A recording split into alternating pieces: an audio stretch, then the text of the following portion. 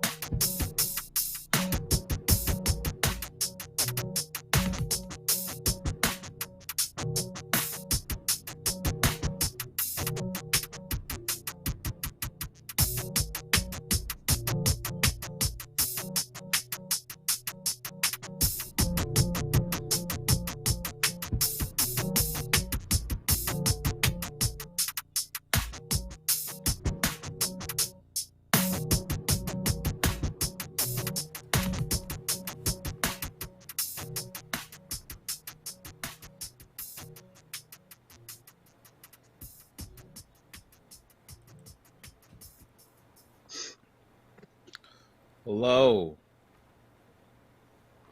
Hello, everyone. Welcome to Growth Mind State. I'm Anthony Thompson here with Robert Catrona, here to open up and educate as much as possible with everything that we know, just personal knowledge and try to talk about the news and current events of the week. Here with April. Just say hello. I just Hey, want you how's it to going? introduce Hello. yourself. Yeah, It's just good to let everybody know like what you do and just where you're coming from.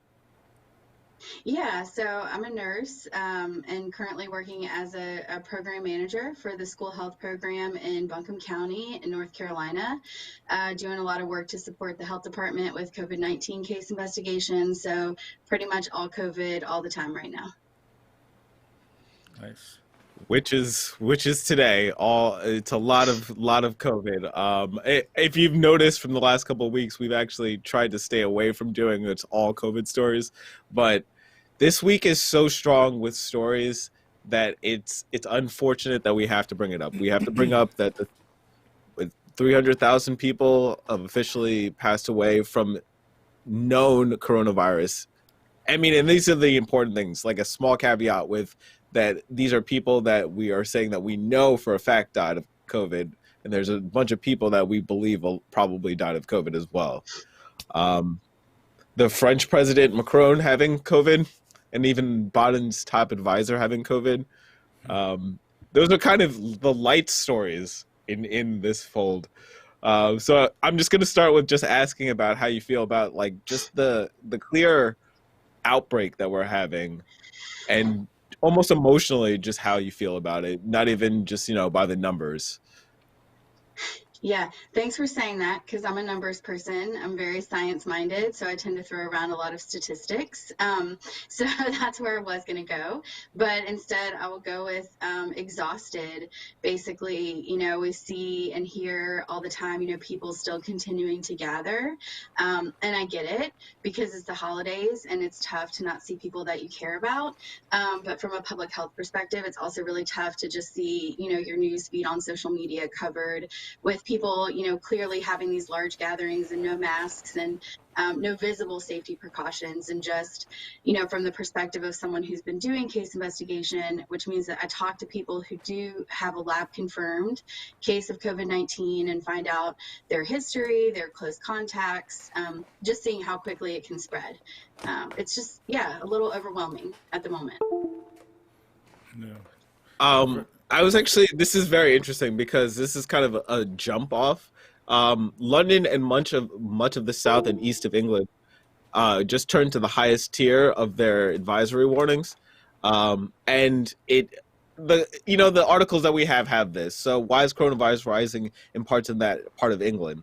One factor seems to be a new strain, which has shown up in England's genomic surveillance in the past 2 months. The strain contains a number of mutations that has been detected in parts of the south where cases of the virus are rising fastest, according to the health secretary there, Matt Hancock.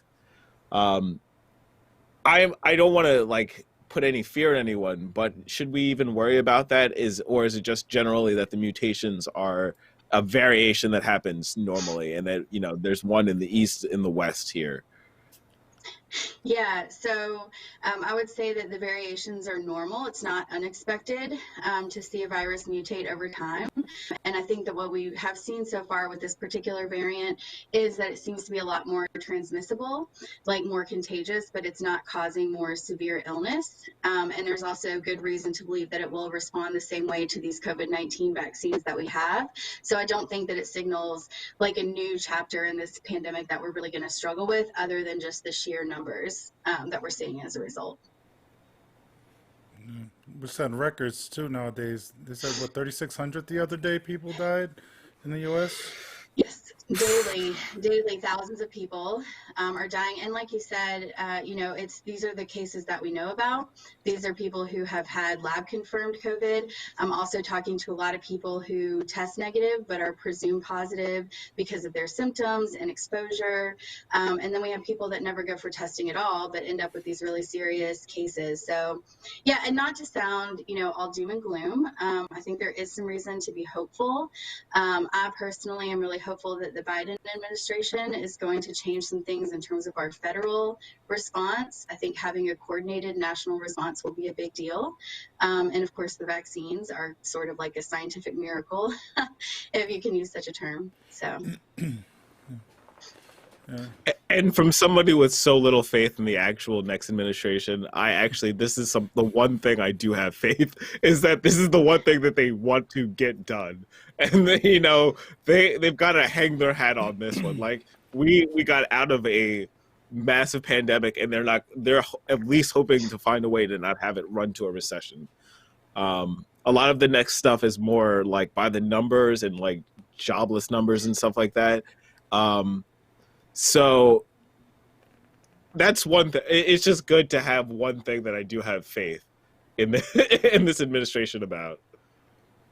So great. We're gonna go to the U.S. jobless numbers. Unfortunately, 885,000 claimed as layoffs in the past week. About another 885,000 Americans filed for the first time unemployment benefits last week, the highest level in 3 months. Weekly jobless claims increased by 23,000 from 862,000 the last week. That came alongside a rise at 40,000 in claims for federal pandemic unemployment insurance, the PUA that many of us are getting, which is something that, for instance, some of us unemployed or self-employed, it's all the same right now for some of us, are doing right now. And these are the first time numbers. So this does not come to the full number of about 5.51 million Americans actively collecting state jobless aid as of December 5th, which is only a decrease of 273,000 from a week before. Economists have cautioned that this could be driven by the exhaustion of benefits by some of the unemployed workers rather than by finding new work. So basically, you just ran out of your benefits, not that, the numbers. And I this is only important because the next video that we're going to show is of Bernie Sanders doing something that some people would say is performative, but it's actually necessary to have somebody on the floor saying, here we are, I asked for way more, but you're not going to get it. But I'm going to keep trying. I'm going to keep talking about it. I would love to see what you guys think about this first, but before we go to the clip. Do you want to? Oh, well, my opinion is it's a little too late. They should really give us way more money than they're already proposing. First, the Republicans are talking about not giving us anything and just giving money to corporations, and then Bernie's talking about he wants 1,200 instead of 600. And in reality, 1,200 is a drop in a bucket, right? It's not really anything. It's not going to, last long when people have the housing crisis and everything else that's going on. A lot of people aren't working. It just seems like, and with the Senate situation, if we don't win those seats in the Senate, then we're definitely not going to have anything. If they keep prolonging everything now up until that point, what's going to end up happening is they're eventually going to say, okay, well, we lost the Senate seats. Let's say the Republicans lose. Well, we can't afford anything. Well, if they win, they're going to say we can't afford anything or whatever, assuming that they win. And if they lose, I still feel like they're still going to shortchange people. Biden's talking about the $600 is just a deposit. That's what they kind of use the term as. It's something to keep people going until he gets into office. But there's just, I don't know, I don't think they're going to do anything I really don't think that anything's going to happen financially for anybody at this point. And I don't know, maybe I'm just a pessimist or whatever the term is, but I feel like at this point it's like they've been prolonging so long, it just doesn't seem realistic that they're going to do anything. But I don't know. How do you feel? I was just going to quickly say that. Oh, go ahead. No, please go, April. No, go ahead. Oh, no, I was just going to. Really... No, we just did it. No. But all I was gonna say is that you hit on a great line about Georgia. They are hanging their hat on the Senate race. Yep. Please go, April. Yes.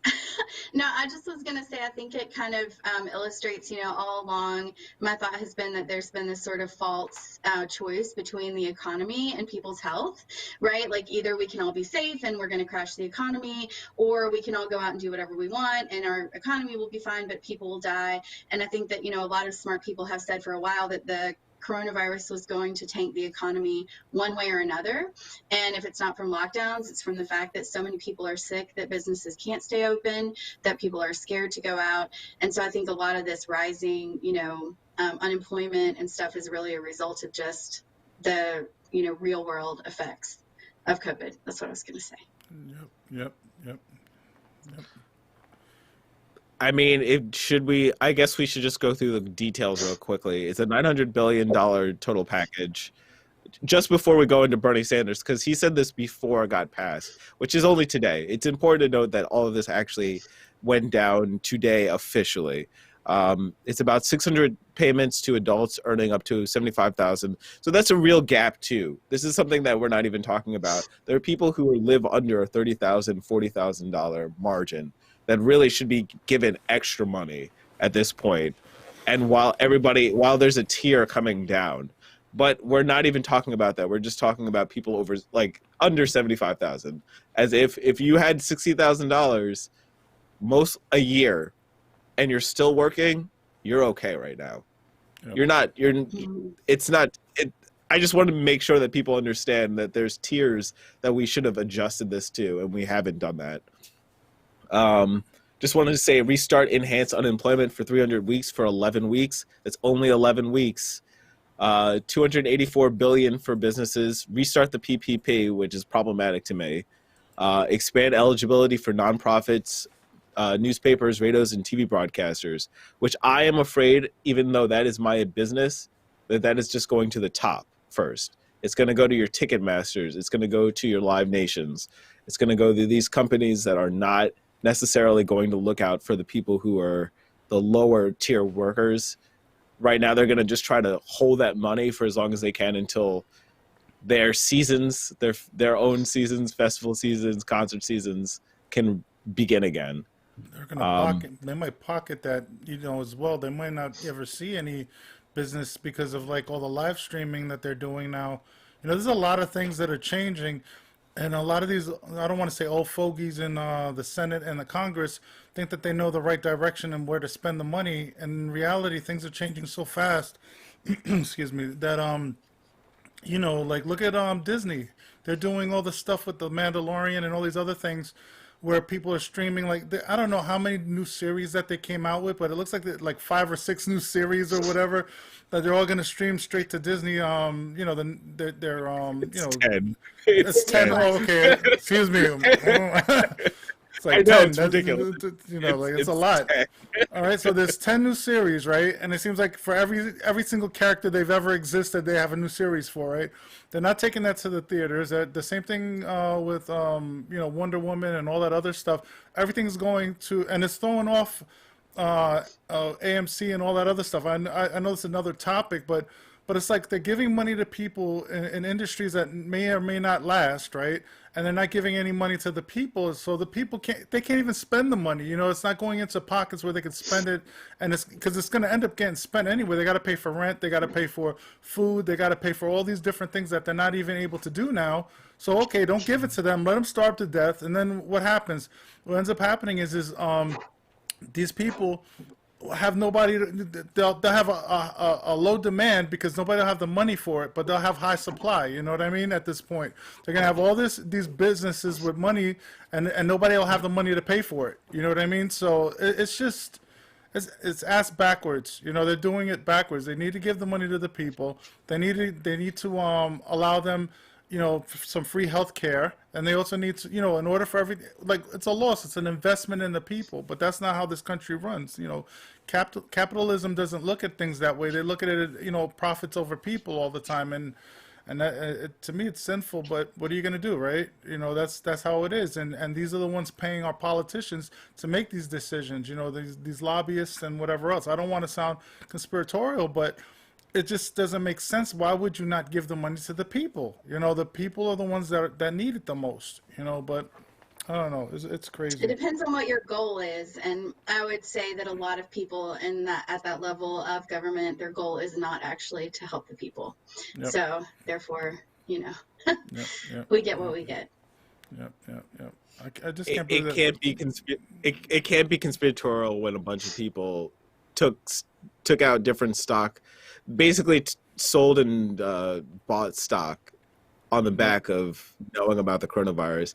I think you have to understand that they're politicians, but they're also rich politicians. Yep. Yep. there's Yep. there's not many poor politicians, You got a unfortunately. billionaire And telling they have people. Okay. amazing health care, Hmm. excellent free health care for Yes. all of our elected officials at the highest levels of government. And we have people who get COVID and they can immediately be rushed, for the They're most getting cutting edge shots. treatment. They're They're not getting worried. shots right Yeah. now. Look at these people. They're like, COVID Yes. doesn't exist. This is not dangerous. Well, why is Pence getting a shot then? Why are all these people getting shots if they don't believe it?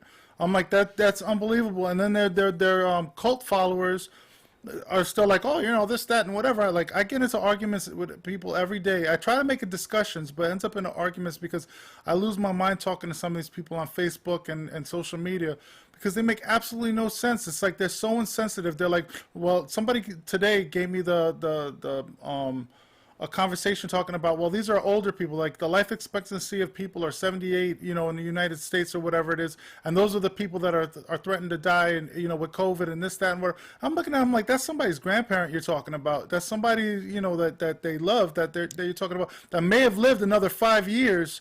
But because they caught COVID, they died. You know what I mean? But that's not important to you. 5 years of your life isn't. Let you die 5 years earlier than you would like to. You know what I mean? Everybody wants to live as long as they can, right? But because they're old, they're the sacrificial lambs, right? They're able to die and whatever. It's unbelievable, man. It's unbelievable. And it pisses me off that people in this country are that selfish. And most of the people that are selfish like this aren't rich. It's one thing if you're rich and you see like the benefit of being this type of way. Like I can see politicians and billionaires and millionaires doing whatever they do, but then you got these idiots that are cult followers that are sitting there and they think they're part of the crew, and they're not. At the end of the day, they don't care if these people die or not. And just because they're lucky enough to have caught it and maybe survived, there's some people that have caught it and like, oh, it's not a big deal. You know what I mean? Okay, well, you're lucky that you didn't die. There's some people that happen to be sick that are young that die. What if it's a child that dies? I'm sure children are still dying. I'm sure, if they're ill, but it just pisses me off, man. And then like with the health workers, like as yourself, for instance, you know, the fact that you got to deal with this and it's like no sympathy towards what you're doing, that you're putting yourself on the line to help other people and they're not doing their part to try to lessen the blow on you. You know what I mean? That pisses me off even more. I'm like, just let's all shelter for a while and lower the curve or whatever. But no, they don't want to do that. This country is entitled to their freedoms. They're it's like they say, it's like slavery or jail for them, if they have to stay home. Try death. I mean, can I cut in real quick because Yeah. you did say an important thing. We're gonna go to it in a second, but at least 1.6 million youth have been infected, and 8,000 have been hospitalized. 162 have died from the virus. Mm. So it is a misnomer to think that they're not affected. They're not affected in the same way an adult is. That's the only thing we know. And I will just throw out there that from my personal experience, there's a reluctance, or I guess they're less eager to test children than they are adults and older folks, because there's this idea that it doesn't make children as sick, it's not as big of a deal. So Mm. I actually think when we get on the other side of this, that we're going to find that cases in children have been significantly underreported. Yep. Yep. Yep. Yep. Yep. Yep. Yep. It's unbelievable. This whole situation pisses me off. And it's crazy because it's gotten to the point where it's like you could predict what they're going to do. Like, it's like, they're not going to do much, right? It's like you would think that they would go above and beyond, but it's gotten to the point where now you can predict, no, they're not going to do anything. I told people months and months ago, when's this stimulus? People used to say, stimulus is coming, stimulus is coming. There's people on YouTube. There's this one guy that I think made almost $1 million on making YouTube videos about COVID, and like how the stimulus check is coming and it's coming. And all his videos are videos about how it's going to be here soon. and it never came. So this guy made money on YouTube, and I'm not mad at his hustle, whatever, but he's making money off of people that never received the stimulus, but people are so desperate that they're watching these videos to see what's happening because they're not taking the time to actually go out and protest or get upset or whatever they want to. I mean, they're upset, but you know what I mean. They're not going out and talking to representatives or doing anything to actually like do anything. They just want to know where the status is, and their sources are YouTube. And so this guy's making money. Other people are suffering. You know, I can't knock his hustle. He made his money, whatever it is. But at the end of the day, it's like, yo, that's crazy. Like, how is it these people aren't getting? How are we not being helped by our government? We all pay taxes. We all struggle, and they're not. That money's going to the 1% or corporations or whatever it is. And I don't know, man. I'm sorry. I'm going on. It's just enraging. It's okay. Is it April? Do you have a reply before we go to the Bernie Sanders? I just want to hear Bernie Sanders once because I think that he's our bellwether, unfortunately. He's just somebody who's going to be what we see as, I don't want to even call it just progressive, because when we'll talk later about Nina Turner. So it's going to be very interesting when we talk about progressives. All right. I'll cut over. Gotcha. My view does not go anywhere near far enough in terms of addressing our crises. And I hope that as soon as the Biden administration comes into office, they will address those deficiencies. Now, a week ago, 10 days ago, nobody here was talking about the need for direct payments, help for working families, despite the fact that that is the issue, the program that the American people most wanted. The proposal, as I understand it, provides for a direct payment of $600. That is half of what I wanted, but it is a step forward, and I'm going to do my best to make sure that we come as close to that $1,200 as we possibly can. I just want to say that $600 doesn't even pay for the extra room that's empty in my apartment. Let's just say that. Wow. There's a real housing crisis happening, and that doesn't even pay for that. No. So I love that somebody's actually just saying that he's dedicated to the process of trying to get us as much money as possible, not necessarily that you're going to get it. I think that's unfortunately the truth that we live in, is that I think when we had our discussion with about Jimmy Dore and all of that, which has gotten much, much more insane since we started that, it's what you can do in Congress that matters, and why I actually am against him getting a role in the cabinet. I think that he's better as a senator. Yeah. So it's kind of a side topic, but this is the kind of things that you need. You need more senators who are willing to actually stump for these kind of issues. I'm not sure if we're going to have a lot of those. I mean, I want Warnock and I want Ossoff to win. Yeah. They're not going to walk in there and they're not going to tell you didn't do enough. I'm going to vote for this, but you didn't do enough. Yep. Well, I think Bernie Sanders has been, telling it like it is, for lack of a better phrase, for 40 plus years. And, he's maybe one of the only people that have maintained a career for this long in government and still talking about, the people and what people need and what's real and really important. Yep. One of the few. Yep. Probably the old, like you said, the few. There's very, very few of them, period, right? If you think about it, it's, oh man, it's crazy. There's not enough. There are progressive voices out there, but God forbid they raise their voice. Look what they did to AOC. They kept her out of that meeting that they had, or they had some sort of vote recently, right? That was a hard topic not to go to. Yeah. So it's God forbid you say anything, all of a sudden you're locked out, So, yeah, that's. So I hate to do this, but doesn't this go right back to the argument that people are having within the left, this leftist wing about Jimmy Dore and forcing the Medicare for all vote? she literally got locked out in a lockdown midnight meeting so that she couldn't get a committee role.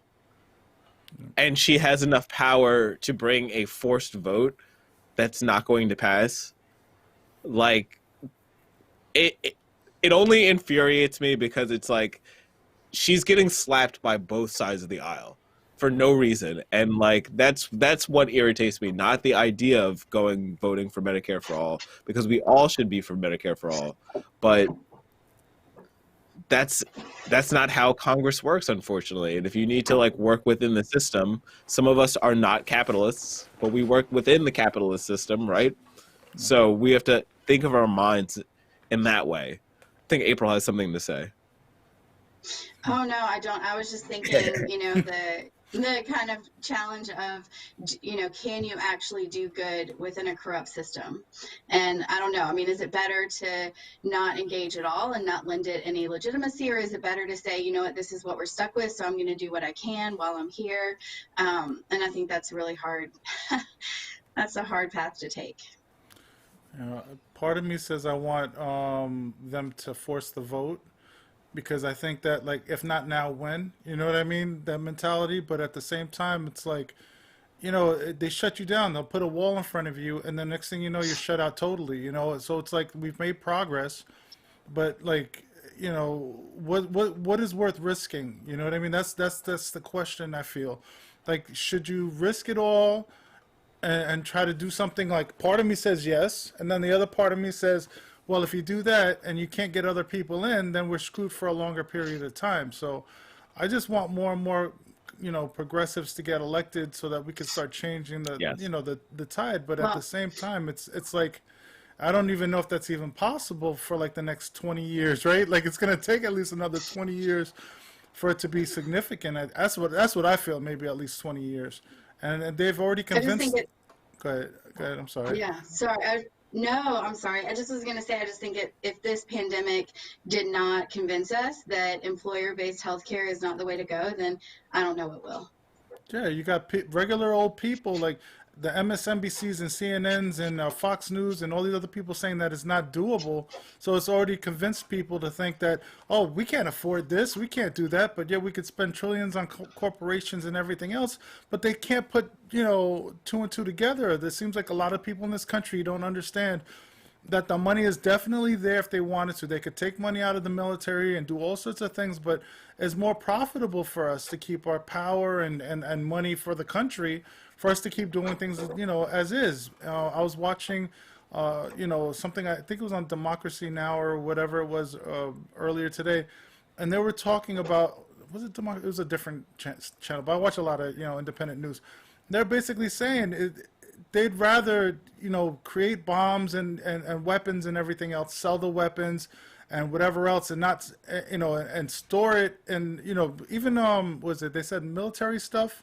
Yeah, the military stuff. They'd rather store it in military bases and all of this stuff, so we could pay for the storage of things that aren't being used. But they wouldn't do that for like medical equipment, like masks and things that could have prevented this from getting worse, because it's not profitable. Like, for this country, they feel that it's better for us to be at war and do things that aren't necessarily beneficial to the individuals in this country than stockpile things that could be preventative, which is ridiculous. And they were talking about how capitalistics and empires fail, because what they end up doing, they invest all their energy into material things that aren't relevant to keeping society going, meaning like the infrastructure and all that other stuff, because they're still making profits elsewhere. It's like they're negligent to the things that really should matter. You know what I mean? And it's crazy, man. It's important to like state that this is an August 7th article that I found out, but the White House paid about $500 million too much from ventilators for a company citing evidence of fraud, waste, and abuse. A congressional subcommittee investigating the federal government purchase of $646.7 million worth of Philips ventilators has asked the U.S. Department of Health and Human Services Officer of Inspector General, that's quite a name, to launch its own investigation of the deal. So basically, they tried to have a deal with the government. Philips had a deal with the government, which is a Dutch company, and then they sold the ventilators across internationally for a cheaper price. And then they asked the government for 4 times the amount for ventilators. All right, So I'm a little just confused. understood You lost me a little bit there. So what did they? Could you So like? so they basically took a deal from the government in March and April, and they did not they sent the ventilators out internationally for a price. And then when the government finally asked them to give them cheap ventilators, they were like, "We'll do it for 4 times the price." So that's about $646.7 million.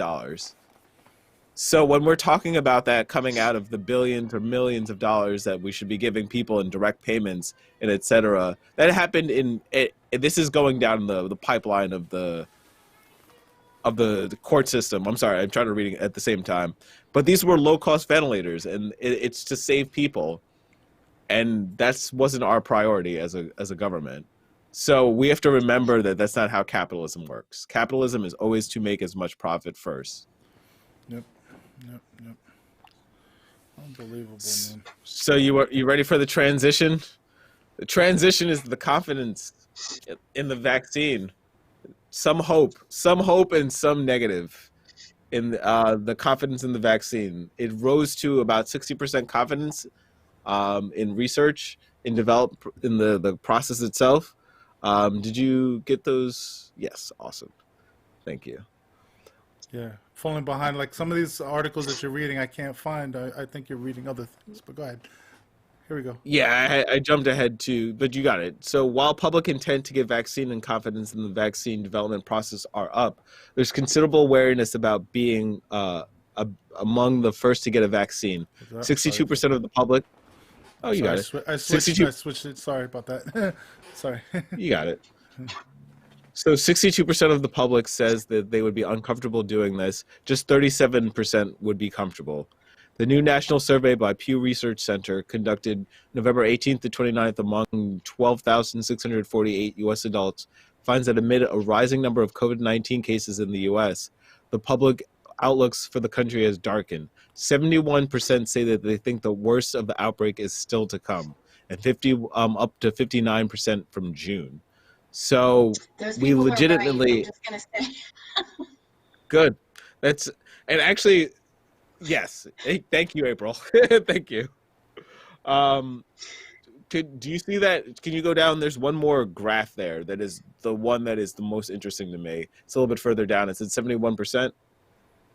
It's a little bit further than that, I guess. These? That one. Yeah, it's this one.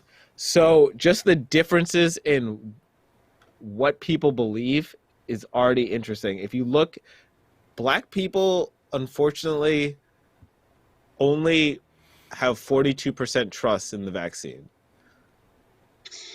And I actually think that's high, given the history of our healthcare in this country, right? I mean, there's no reason to, dive into all of the reasons that the Black community would have this mistrust. But I mean, it's valid, It's also interesting that women are lower, which is, I would not have seen that coming. But it seems to be, I mean, age is an obvious thing, because if you're older, you're going to most likely want the vaccine, or that's just makes sense to me. But yes, there seems to be these gaps in certain groups of people. I always wonder where they come from. I understand where the Black community might be coming from, but it does worry me. It worries me significantly, because I think there are some cultural influences from people that dissuade them from taking the vaccine. And there was going to be an article about how hip hop culture right now seems to be falling into that hole. I don't know how I feel about it. I feel that these people are artists, and they're actually being the artist head. They're not thinking even from just being Black. They're not understanding. Some people understand that it's affecting their community, and a lot of them see it as their intellectual curiosities coming outwards in their artistic expression. So they're not necessarily thinking about how it affects large groups of people. Yeah. What about what was it? Fred the Godson died from it. You would think, you know what I mean? Some of these rappers would be like, well, Fred died, maybe, but no, of course not. Like a lot of it's like selfish thinking. I understand the fear aspect of it, but at the end of the day, it's just I don't know, man.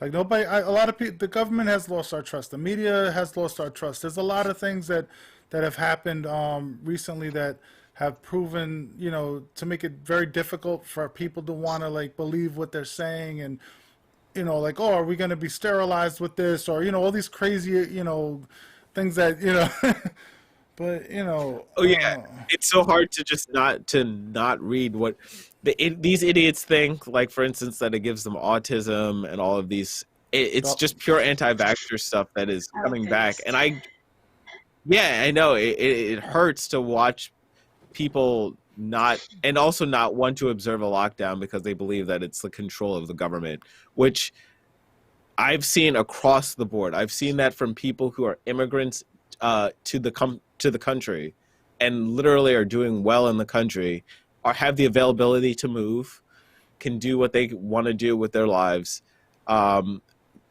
they're anti. Don't trust the government. Never trust the government. And I think that is kind of a toxic way to think about it because you don't think about the government as people. You don't hold them Well, accountable don't. at the same rate. Well, here's what I'll say: don't trust the government, but trust the scientists. Like yep. this vaccine development process was held to the highest standards. There was definitely some concern, I think, before the election that the administration was putting pressure on the FDA to go ahead and approve the vaccine early because they wanted to have this win, right? And the FDA basically was like, no, we're going to wait until we know that it's safe. And so, the numbers of people, I mean, in the Pfizer vaccine trial, the phase 3 trial had like over 40,000 participants. And for Moderna, it was over 30,000. So these are huge trials. And so I see a lot of people who have this mentality of like, well, I don't want to be the guinea pig. Like, I don't want to be the first one to get it. I'm going to sit back and see what happens. But the truth is, we already had a bunch of guinea pigs, get the vaccine in the trials. And, like I said, it really is as close as you can get to a scientific miracle in terms of it's super effective. And it's really safe. I mean, the side effects are minimal. And I think, I've been a vaccine advocate for a very long time. And so it's really frustrating to hear a lot of the anti-vaccine rhetoric because in general, vaccines are one of the most, well-studied, well-regulated medical interventions that we have. But I think that, when you're talking about any medical intervention, but especially vaccines, it's always a risk-benefit analysis. Right? Like, we're never saying there's zero risk, but we're saying, what are you comparing it to? You can't compare getting a vaccine to not getting a vaccine. You have to compare getting a vaccine to getting COVID. Yep. What about Yeah. that whole Bell's palsy thing? Did you hear anything about that? Because I know there's a thing going around about the Bell's palsy stuff. Yeah, I think like 4 people or something. I mean, it was a very small sample size of people that got Bell's palsy, but also the general population gets Bell's palsy at a certain rate, right? And so I think that's the other thing that's tough to tease out is that anytime we have a trial or a study, we report all side effects that all of the participants report, whether they're related or not, because we don't know if they are. So, I think it was the Moderna vaccine where like one of the participants was like struck by lightning, like a few days after they got the dose or whatever. And so like, you could report that, I think they actually died. And so, some of this will show up in the data, but like, it's clearly not related. And then we have things where it's like, maybe they are, but we don't know. And the other thing I think about vaccines that's important to say is you can't know what the long-term effects are going to be until you've been immunizing, a certain percentage of the population over time. So, I mean, yeah, it could be that there are some long-term side effects we don't know about. I don't think that's likely.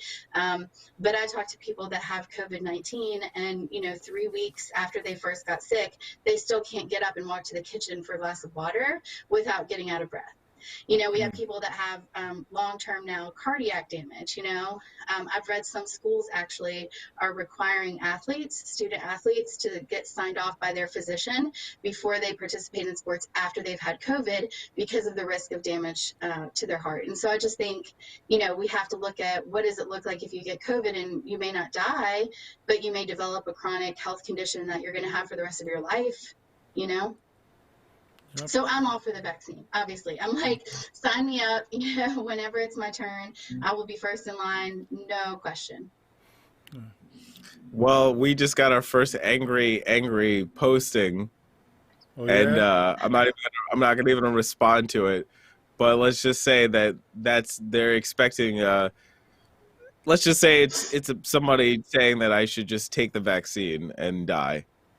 So Wow. welcome Where to was it? America. Was this on Twitch? Where was this on? Yeah, yeah. Oh, I mean wow. welcome to the anonymity on the internet. What kills me about it is okay, you have that opinion. That shows how ignorant people are. They're like, take it and die. Like the things that people say, I'm like, okay, fine, dude. If you don't want to take it or do whatever it is, that's your prerogative, right? It's your choice or whatever, right? But for you to tell somebody to take it and die, I'm like, what kind of stupidness is that? Like that's just, Well, I don't. Oh my I have to God. say I have respect for you guys, like, existing in this digital space all the time, because it really causes me a lot of anxiety.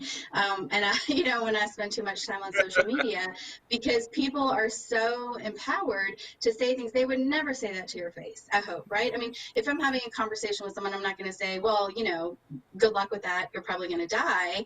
You know, and probably these people wouldn't either, but because it's the internet, you know, it's you know, endlessly repeated that, you know, people say what they want without consequence. And I mean, these are real people. Wow. You know, No, I mean, when you look at, I am not offended because it's great, because I'm also not offended because I have no idea who this person is. So it's different than if it was a real person or somebody with some facts or whatever. If they had something that like was really like, oh, look, this is completely would change your mind. And then they are like, oh, well, you're ignoring me. But it's none of that. It's just literally, I'm angry and I'm telling you that you're wrong. You're just wrong. So bye. so I'll just put in a plug here too, for anybody who might be looking for reputable sources of information about the vaccine. And, you know, the anti-vax crowd gets a little bit angsty about Dr. Offit, but Dr. Paul Offit is a pediatrician. He's a professor. He's done a lot of research. He actually was one of the co-inventors of one of the rotavirus vaccines. So he knows what he's talking about. And he's done several interviews that you can find online, videos that really go into detail about the vaccines, how they were developed, about their safety. And the Mayo Clinic also has like a Mythbusters section on the vaccine, like that it doesn't cause, you know, sterilization, and it isn't made from fetal cells, and, you know, all the things. Yeah, but we're dealing with people that are like, that's still lies. I don't believe them. You know what I mean? Like that's what's scary about it. It's like you could tell some of these people, you know that water isn't wet, and they'll believe it. You know what I mean? Like it's just, I don't. Oh my God. Well, it's hard Oh, because God. our brains want, you know, conspiracy theories are so appealing to people because, you know, your brains want to organize the world into a way that makes sense and that makes you feel like you have control. And so I think there's something that's very appealing about feeling like you know what's going on and you have this, you know, information that maybe other people don't have. But, you know, it falls apart pretty quickly under, you know, thorough examination. So it's just a matter of, you know, figuring out whether you're going to believe trusted, reliable sources, or whether you're going to believe, you know, a YouTube video or whatever it is. No offense, since this is obviously a YouTube video too, but you know what I mean. What kills me is like, I think a lot of people make a lot of their decisions, you know, through fear-based or group mentality. You know what I mean? Like they hear their friends that they trust and feel like they are smart or whatever it is, and oh, I believe what he says. He says this, that, and whatever. And they'll ignore the scientists, or they're afraid. Like, you know, the same thing with religion and other things. A lot of people, they find these things in life that allow them to feel some sort of comfort, but then they don't even listen to some of the stuff that they're saying at times. And I'm like, dude, like, I believe there's a God. Me personally, like, this is a little off topic. I believe that there's a God. I don't believe that a lot of people down here know anything about it or really understand like things. But at the end of the day, there's a sense of um, being, I guess, a moral, is that the word moral I'm looking for, type of person, somebody with compassion towards others and other things. And some of these people that they oh, religion, this is makes me um, uh, a better person, and this God's going to bring me up there because I believe this, that, and whatever. But they don't act on it. Same thing with politics and everything else. They believe all this crap that they're spewing to other people. Like how are you going to tell somebody to die off of a freaking vaccine when people are legitimately trying to help people? You know what I mean? The people Well, that are that's crazy. I yeah, understand the Robert. trust issue, but you know, go ahead. I'm sorry. Yeah, I do want to just jump in and say I have over the years really developed a lot of empathy for people who are on the anti-vax side because it Hmm. is a fear thing, Yep. and they really are convinced that vaccines are dangerous and they really feel like they're Hmm. doing the right thing. And especially Hmm. because a lot of these folks tend to be parents, right, who were vaccinated themselves but have chosen not to vaccinate their children. And, I think it's always easier to not take the action, right? Like injecting the Hmm. vaccine is like a tangible and it feels maybe scary. Whereas if you don't get a vaccine, you don't have any immediate impact. And so I can understand why people are like, yeah, you know what, maybe not, or like, maybe I'll wait. But, all of the scare tactics from the anti-vaccine crowd, like read the package insert, if you can't pronounce the name, it's like, well, actually, probably most of the chemicals that Hmm. we encounter on a daily basis, you probably can't pronounce. It doesn't mean that it's bad. Hmm. So I think that it's tough to get through to people, but I do understand that people are operating from a place of concern. Hmm. It's just, when people cross the line to being aggressive, Yep. or, being hurtful towards another person, that's where I really have a problem. Yeah, I'm a parent too. I have a son, so like I totally relate. Like I'm not against people having fear. You know what I mean? That me personally, the fear thing I get. It's just like you said, the aggression aspect of it, or when they feel like they're so right that they want to deny everything and then convince other people to follow their lead. You know what I mean? Where I'm like, okay, dude, like you don't understand like the whole scientific aspect. You don't understand what these are things are doing to your body. You're not a scientist. You're not a medical profession. You know, I understand the fear aspect though. I have a son. The doctor wanted to give my son like 4 different doses of different vaccine things or whatever it is, booster shots and whatever else. And personally wanted them to space it out instead of doing it all at once. You know what I mean? Like there's certain things that I feel more comfortable doing. There was times I didn't even want to give him certain things too. You know what I mean? Because I don't want my son, Mhm. like with all the autism things that they're putting out there and everything else.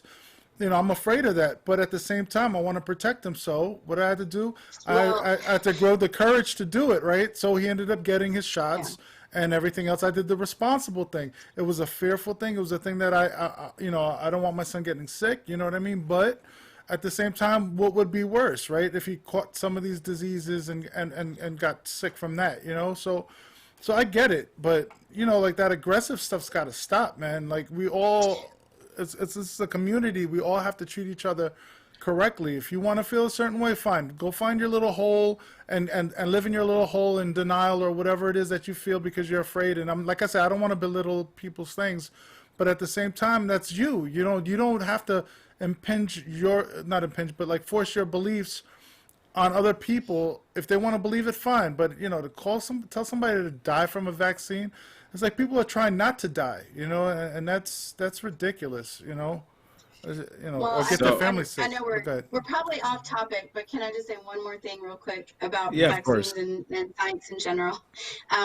It's just that I feel like, a big problem that we're really seeing manifest itself in the midst of the pandemic is that our country has been slowly moving towards this like anti-expert Hmm. framework where like, well, you're telling me that you're an expert and you went to school for 10 years and you've had, 20 years of experience in this area, but I read this thing on the internet that said something different. So it's probably just as likely to be true as what you're telling me, Yep. and so we've always done this like both sides thing. Like, oh, 99% of climate scientists agree that climate change is real and it's caused by humans.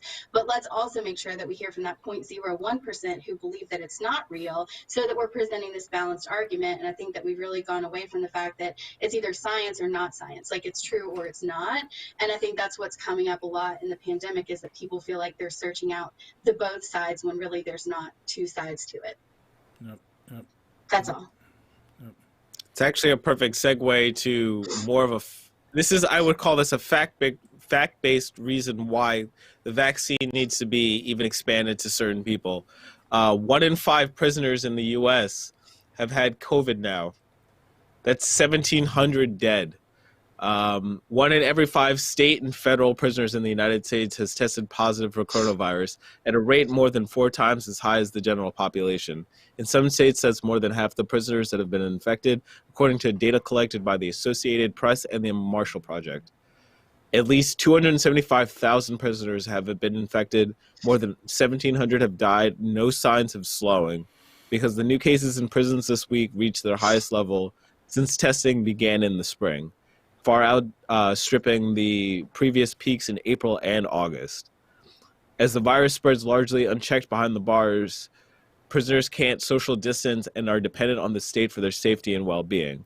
So this story continues on with more of a personal stories, like of Dante Westmoreland, who's 26, was recently released from Lansing Correctional Facility in Kansas, where he caught the virus while serving time on a marijuana charge.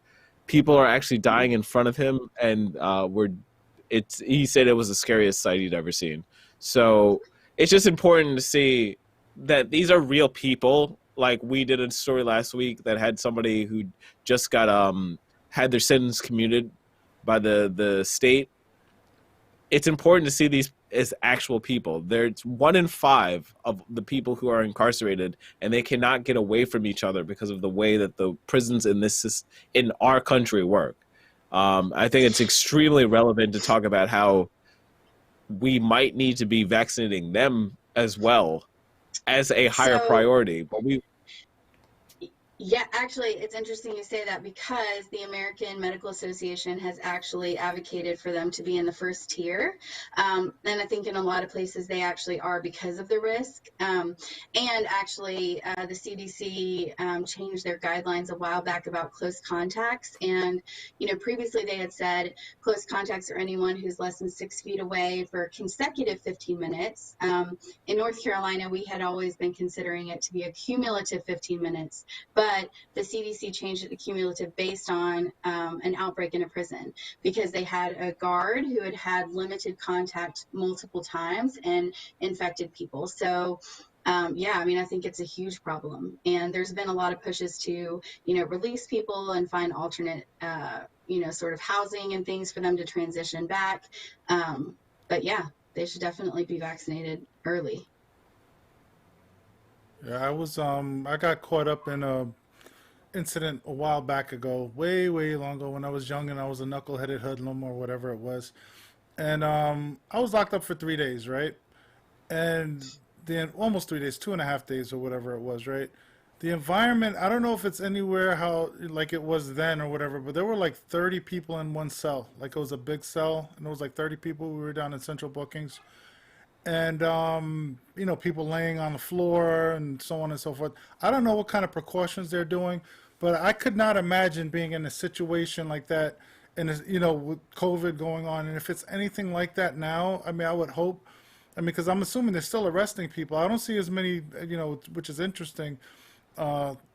Even in Jersey, like out here in Newark, I don't see as many arrests being done as they used to. I know in New York, I see a lot of cop cars parked at stations, and I don't see too many, police not chases, but like them arresting people in the street like they used to. So maybe they're refraining from some of the stuff. Plus, they're also talking about a lot of the financing that with the defund the police stuff. So who knows why they're doing their actions or whatever it is. But it seems like there are less arrests and more crimes being committed. So maybe the prisons aren't as populated, but I can't tell you from an outside perspective. But it was bad, man. Like, I came home afterwards and I felt sick because of the thing. I didn't want to eat the food there and everything else. So I'm sure people go in there stressed out. They don't want to eat. They don't want to do this. They don't want to touch anything because it's disgusting. You got all these people there, from God knows how many different walks of life, crazy people, homeless people. I mean, nothing against homeless and crazy people, but you don't know what they've been through prior to that. You know, you don't know, what kind of diseases or sicknesses they might be bringing into the prison prior to that. And you're in an environment with 30 people or so in a jail cell. I mean, like I said, I don't know if it's still like that, but that I would not want to be in a situation like that with COVID. It's crazy. Go ahead. Well, this just tells you about criminal justice reform, because I've been in the hole before too. So the hole in New York is the Manhattan jails, the first booking for Manhattan. So basically, that was what the condition there was. And I understand you're caveating the issue, but yes, unfortunately, I saw 2 bed bugs crawl off the homeless person that they arrest instead of bringing to a facility. And that's what we're talking about when we're talking about defund the police. We're really talking about reallocating the entire resources. So it's almost like all of these things are intersecting right now in the prison system. And criminal justice reform actually is incredibly important to talk about now, because this is it's a showing right now. The second person to be federally executed by the Trump administration right now has COVID. So they're trying to go through proceedings right now to block his trial, block his date of execution until basically right after Biden is in office, and which is it's a fantastic way to get. Please, April. It's ridiculous. It's like no. I'm sorry. I just was going to say it's so infuriating. And I was reading an article today about there was an 18-year-old college student. You guys probably read this, that went to the Cayman Islands for her boyfriend's like jet ski competition or whatever it was. And she agreed ahead of time that she would test before she got there, test when she got there, and then quarantine before she went out into the public. And she apparently decided not to do that. And she like took off the tracking bracelet that they were using to monitor to make sure that she completed quarantine first. And she was out in public for hours without a mask and all of the things. And she's been charged, and her original sentence actually was amended to include like 4 months in jail there. And of course, like her grandma has appealed to President Trump or whatever, saying it's not fair. She should basically be released and returned to the United States. But you read that and it's just infuriating to think that we have people like that who are just flagrantly violating laws because they feel like the rules don't apply to them. And because she's a young, white, conventionally attractive American girl, chances are she may actually get some relief from her petition. And then we have all of these people in our country who are incarcerated for years for nonviolent offenses like marijuana possession, who are at risk, and nobody, yes, there are lots of people who are advocating for them, but like those are not the stories that we hear about. You know what I mean? You hear about this girl and like, oh, she needs justice. Well, no, she really doesn't, Unbelievable. I read a story the other day about, because I do photography or whatever, so I was reading up on some photography stuff. This lady who was a photographer went to a wedding, and the bride was like, "Thank you for coming. I really appreciate you coming here and everything." And she was like, "No problem. It's not a problem." It's like, after, and then she was like something like, what was it? She said, after hearing, what happened, she's like, "What do you mean?" Because she obviously didn't tell the photographer. Oh yeah, my husband has COVID or whatever it is, and contracted. That's the word I was looking for. Contracted COVID, and he doesn't have any symptoms, so everything's okay. This is what she said, right? So the photographer is like, what? I'm like, I didn't know this, that, and whatever. So obviously they're having an event, and there's like, yeah, but she's like, you should have told me this. I would have never done this. And she's like, yeah, but it's my wedding. The whole mentality of entitlement and everything else. Like this, the priorities in this country are screwed up. And obviously, like with the jail system, it's just yet another sign of neglect of humanity. They're not doing the right things for the people in this country. They're not giving them stimulus. They're not helping the people in jails. They're not giving them, all the stuff that all this corporatist, like capitalism and whatever, environment, the way the politicians think and lobbyists, I'm throwing all these names because it's all related, but you get the gist of what I'm saying. Like their mentality is make money, keep it going, keep the economy going. That's what makes us strong. it's not the people, and it's like in reality, it's the people. They've I'm going to proven. throw the screwball in there. The thing is that I want to persuade people right now that those people in the prisons matter. Yep. Like that Yeah. it's not necessarily just the negative action that you did. You don't Yep. deserve to be punished in such a way that you can't have legitimate health care and health services. And I if it's a pandemic, they should be helped to be social distance, which I know for a fact right now in Philadelphia, for instance, they stopped all transfers between sorry about this jails because they want to make sure that there's as little transmission as possible. Yep. So everything is being slowed down in that kind of community of working in law. So that's what I want people to realize, that these are real people that deserve rights as well. Just because they have committed a crime does not mean that they don't deserve as much rights as we do. Yep. And a lot of them might be innocent. They're going in an environment for like little things. They're either innocent or they go in there for like a silly charge, like forgetting to make a payment on their tickets or whatever it is, and they're getting arrested for that. God knows what it is that they're going in for, but either or, it's still a Registering human their life. kids in the wrong school district. Yep. Yep. Yes. There was that mom that was like put in jail because she used a fake address for her or somebody else's address to get her kid into a better school, right? I mean, yes, like our criminal justice system is just, we really just need to start from scratch, because what we're doing now is not even remotely working for anyone. It's not rehabilitating anybody. It's not providing support to people that need it. And we're just locking people up instead of actually helping, like you said. We need more social workers and more resources for homeless people. And instead of criminalizing all of these things, we should be finding ways to stop the people doing the things from needing to do them. Yep. Yep. It's sinful, man. This whole thing is sinful. The fact that these people are all religious people, or at least they claim to be, we're doing the best for everybody. This is the greater good. I'm like, no, it's not, man. You're not doing the things for the greater good. You're not doing it in a sense of like God's watching over your shoulder and you're doing the right thing. No, you're not. Because if you were, people would be in positions where they're surviving, and instead, like, they're talking about double-dip recessions coming next year. You know what I mean? And that's all because of the decisions they made this year. But they're still going to blame Biden for it, right? Of It's course. going to be Biden's fault for the recession when it happens. Of course. Yep.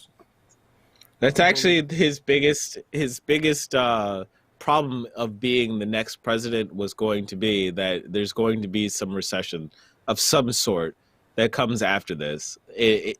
Unless there's a buying frenzy and then we've somehow come out of a deficit government, which is fine. Like, we have to understand that we need to pay into a deficit government for a while to deal with a problem that we had as a world. The whole world is dealing with this. I don't know. Would you like to finally get out of COVID? Because it's so hard. This is one of those things where I want the vaccine, man. Give me the vaccine. I want out of COVID. I think I persuaded you. It's unbelievable, man. So let's talk about Nina Turner running for Congress, because for two reasons. Because Nina Turner really is seen as one of the most progressive candidates that are out there. People have different opinions on this. And also because she's going to be replacing Marcia Fudge. And there's Marcia Fudge, who most likely will be the Secretary of Housing and Urban Development under the Biden administration. So Nina Turner launched her bid for Congress, entering the 2021's Ohio's 11th Congressional District special election, because incumbent Representative Marcia Fudge was selected for HUD. She's pledging no honeymoon for Biden administration. So she's going with the Black Lives Matter, healthcare is a human right, climate crisis is existential, private prisons shouldn't exist, which I just talked about. Everyone deserves a living wage. It's just a positive story in a way for most progressives. I'm actually going to be the contrarian and talk about some of the problems of Nina Turner. But I want to see what you guys are thinking about Nina Turner running right now. I think by the way, I want to caveat it first by saying that I think that it's important that she did run, because she will take that seat that will be her seat. Yeah, yeah. I like Nina Turner. I like her. I don't. Her what is it? Spunk or whatever. Her whole personality about things. I like Nina Turner. Really do like I her. think as a country, we're finally getting to a point where, I think the Black community has been saying like forever, like, listen to Black women, right? Like, they know what they're talking about.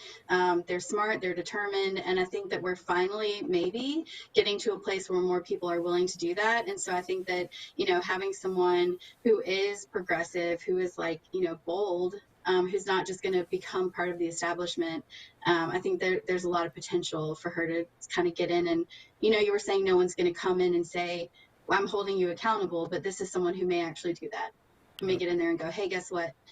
Let's talk about what you have done and what you haven't done and what we're going to do now.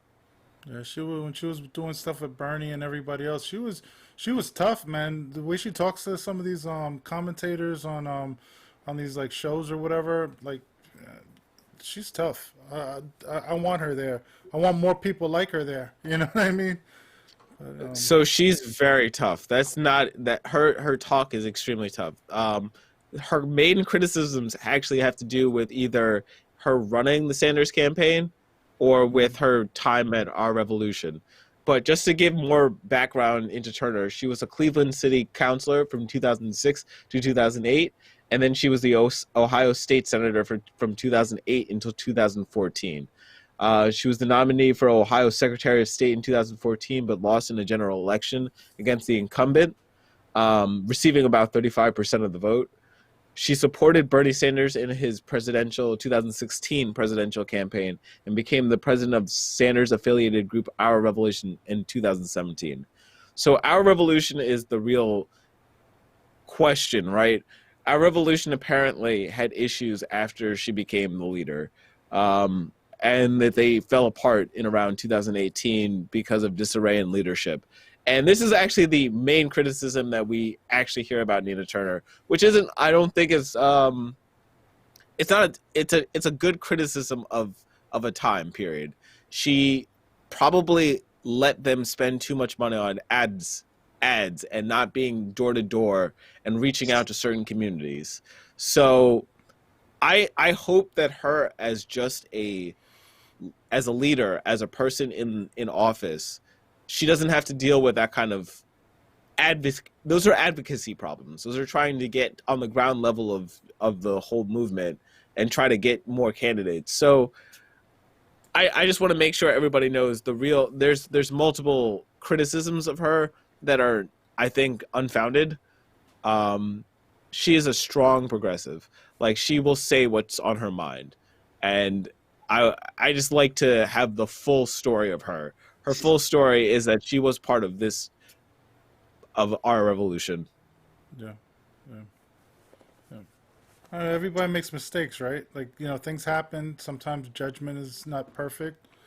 It's one thing if the intention, it's all about intentions, right? Like, at the end of the day, if her intentions were correct, like, you can't judge people really for their mistakes, right? Like, I mean, it's not like she's doing it to punish people or hurt people in the process. She just did it. I may have made a mistake in judgment, you know what I mean? But other than that, I think the bottom line, her intentions were on point. So I'm not Well, going to hold I that will against her. say, counterpoint, just because I always like to argue the other side is, in order to be a successful leader, you have to have successfully led. And so I think that there are points in her career before that where she was successful in a leadership position. And I don't really know the story with Our Revolution. I don't know what happened. Bernie 2016 still really breaks my heart. So it's hard to, try to figure out where it all went wrong from there. But I think that, in general, our Congress, our leaders, like, we need a shake up. We need people who are going to come in and, have new ideas and to advocate, at the highest levels without trying to fit into the system. So I think maybe that's where she could, fit in and really make a difference. I don't know. Yeah, they need to. You have to have somebody out there that's actually gonna be on.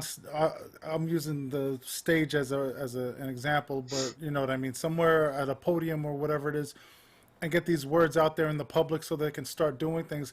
A lot of these politicians, they walk on eggshells with what they say. You know what I mean? Like, she's not going to do that. I feel like we're going to hear things that the public needs to to hear about, like Medicare for all and all the other things that she represents. And I think AOC is doing that. But we need more and more people out there doing that in order for people to actually understand what the actual meaning of trying to go in these directions are, and the fact that this country could do it if they really wanted to. But we have leaders, we got to call them out, right? So she's the type of person to call them out, and that's what we need. And at the end of the day, hopefully she'll lead better. Hopefully she'll find a circle that'll help her, progress further in her career and show people the way. But she's probably still going to make mistakes. Everybody makes mistakes. There's nothing wrong with that. It's like I said, the intentions at the end of the day, with the person. If she's, I think, generally has a good heart, and her purpose is to help others. And that's all I've seen from her. From what I've seen, I didn't know much about her until like a couple of years back. You know what I mean?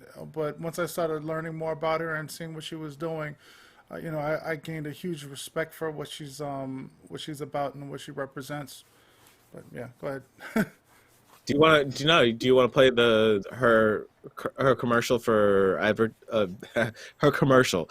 Yes, let's just say commercial. Yeah, To so me, it's every ad is a commercial at this point. It's VC2, right? Yeah. I am a daughter of Cleveland. I was raised in this community by parents who worked very hard. My mother was a nurse's aide, my father a truck driver. I can relate to people who live in the 11th Congressional District from all walks of life.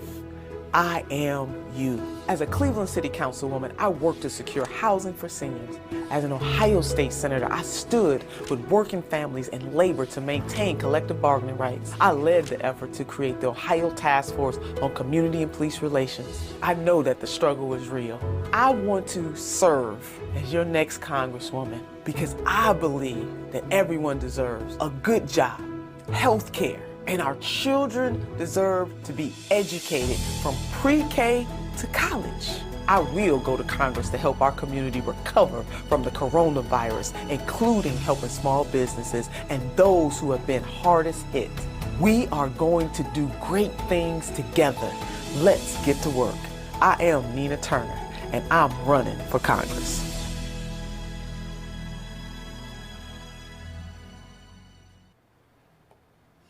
It'll also be the easiest seat to win. Yeah. I think she's one of the highest profile progressive candidates there is. So I think that in the end, this is her seat, which is, it would be her seat to lose, basically. I don't see it happening. Even in Ohio. Yep. I hope you're right.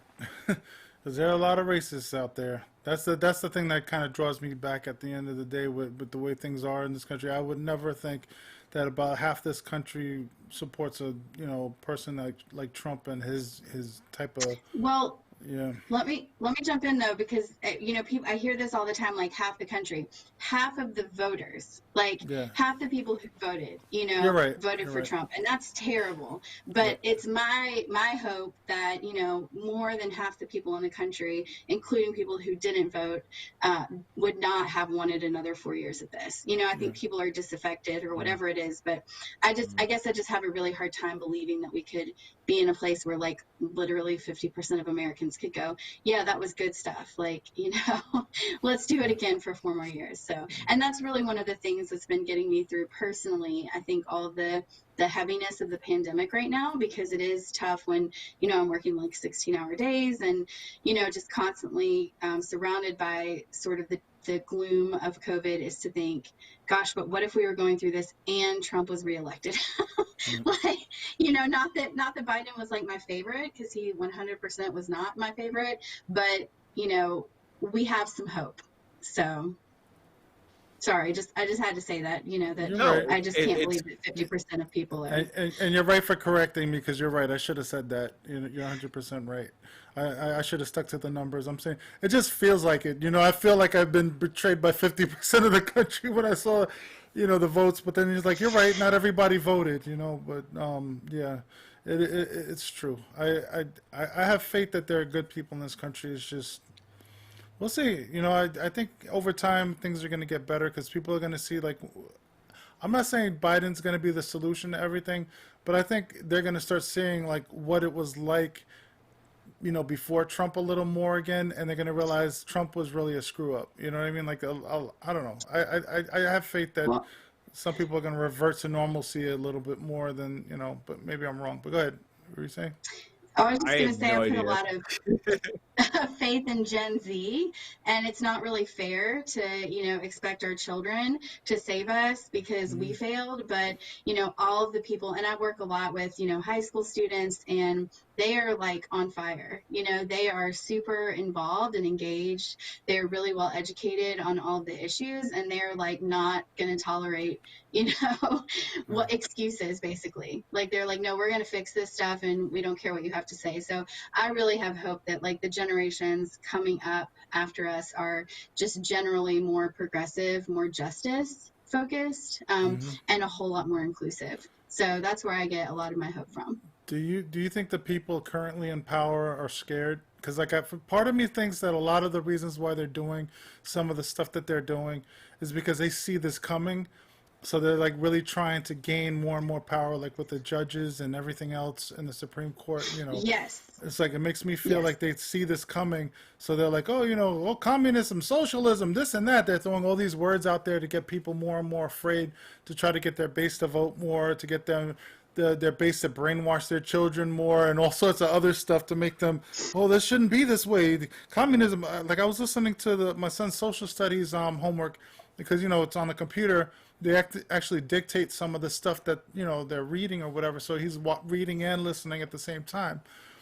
And some of the stuff I hear, it's like, man, some of the stuff sounds like brainwashing stuff. Like to me, it's like they made certain situations that happened in the past like so innocent. You know what I mean? Like, oh, the Boston Tea Party, this and that, and when I was listening to it, I was like, I didn't get it when I was younger. That I didn't view it that way. It sounds more like they're trying to like favor some of the things that were actually kind of negative about our history. I'm not, some of it made sense, and then some of it seemed like they were belittling things that were extremely gruesome things that we did in the past, and I was just like, okay. So I got to kind of clarify it with my son sometimes. They're like, look, this happened. Yes, it happened, whatever it is. It wasn't the prettiest picture like they're making it sound like in your textbooks. Like, I'm not trying to, make them like totally be against like what the textbooks are saying. But at the same time, like, think about what happened during Thanksgiving, like during the time of Thanksgiving with the Indians and so on and so forth. Like they make it seem like such an innocent thing, but many people died during that period of time that shouldn't have died. They make like us coming to this country as being like we came to a new land and blah blah blah, but the land was already occupied. You know what I mean? So it's like they make these kids believe like it was such a wonderful thing and country pride and patriotism and everything else. But in reality, we did some gruesome stuff in the past, So, I think now these kids have more stuff. I don't mean to, let me just, say, I feel like, there are more resources for them to see the atrocities that have happened in the past. So I think that there is more hope. But then there's still a lot of people, that are out there, like in their 30s, 40s, and 50s and older, that are going to live for several more years, that I feel like, they have a lot more power and more say, like kids stay in your place type of mentality. And until they become teenagers, or 18 at least, or whatever, because 18 is to vote, right? So, that's all well and good, but that's like another, 4 to 8 years from now, for a lot of these kids that I just hope that, I guess, there's a lot of us that feel at our age the way we do, which is good, So I guess you're right in some cases that maybe the transition is sooner than I think. But I still feel like there's a lot of old fogies out there that are pulling the strings, that are making, the situations stay the way it is, they're changing the news organizations and making them more conspiracy things like QAnon and Fox News and what is it, One American Network, whatever, that news network or whatever it is, OAN. Oh yeah. Yeah, so So it's crazy. And even MSNBC and CNN, they do things and they don't let the words. Look at how they cut people's mics off and everything else. It's like this is what we're dealing with unless we create like a new media situation where they're actually speaking more and more truths. It's going to be really difficult. They're creating a lot of noise out there, and people are Yeah, falling but I for think it. well, here's what I think. So, Mhm. when you have kids and maybe, when your kid was little and you have a toddler and they like, just totally lose it, right? Like completely melt down and they're like screaming and it gets like louder and louder and you're you're like can't handle it for one more second. And then eventually if you ignore it, they stop. They just kind of wind down. And that like really horrible part before it's over is called like the extinction burst. Mm. It's the end. And that's why it's so bad. And that's what I feel like we're witnessing and hope we're witnessing is like the extinction burst of like the white patriarchy, where they can't maintain control anymore because they're not the biggest, loudest voice at the table. So they're finding all these other ways to stay in power with gerrymandering and voter suppression and, all these really unjust laws. But I think we're going to reach a point where there's nothing they're going to be able to do to manipulate even to stay in power, that it's good, their time will be over. And I think they know it's coming. And that's what I think. That's why I think they get so loud and so aggressive is because they're afraid of what they're about to lose.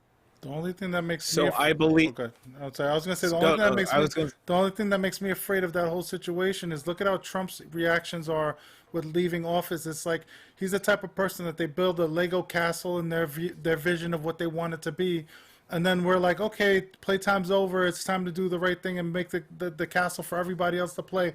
And then he decides to break everything. You know what I mean? Like I'm afraid that the people running the country. I mean, I don't know if that's a good example of what I'm trying to say, but the people running the country, I don't want them to break the country in order for them to maintain power. You know what I mean? And I feel like that's their intentions with a lot of their decisions lately with this COVID stuff and everything else.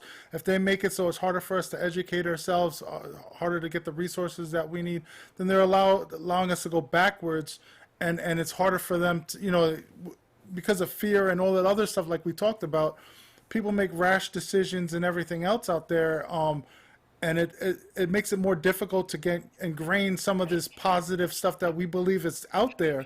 And I just hope that you're right. And I feel like you're right, but it's like these people have so much money and power.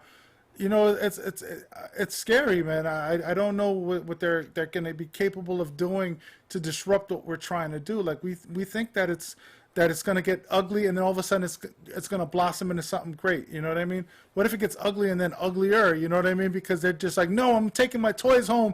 This is my way. This is the way it's going to stay. Like that's the mentality. Like I feel like Trump and a lot of these people believe. Like this. Look at what's his face, Alex Jones talking about Trump. I'm not Trump. Biden getting in office. He's going to get out one way or the other. Like those are the people that I'm afraid of. You know what I mean? Like that mentality of people, and they're excuse my language, shitload of them out there. You know what I mean? So that's what scares me. I hope that we can maybe keep them at bay so that we can progress into something else, and then the people that have doubts can see the potential of Medicare for all and all the other good things like making the country a better place in regards to the environment and everything else.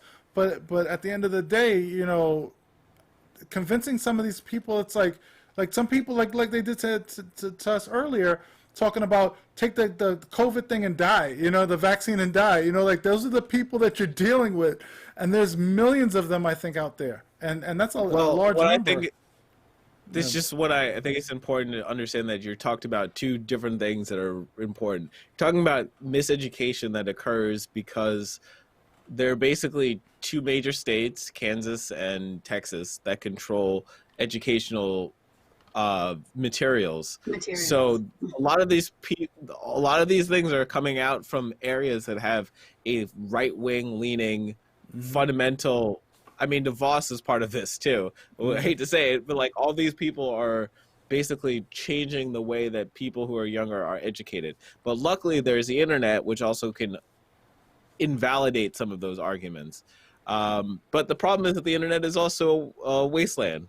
Yep. Yep. So we A have lot to of be noise. careful of how we allow people to educate themselves with it. Like, you have to understand that people are coming from their opinion bases, that there are different ways to inform yourself, that there's first primary and secondary sourcing.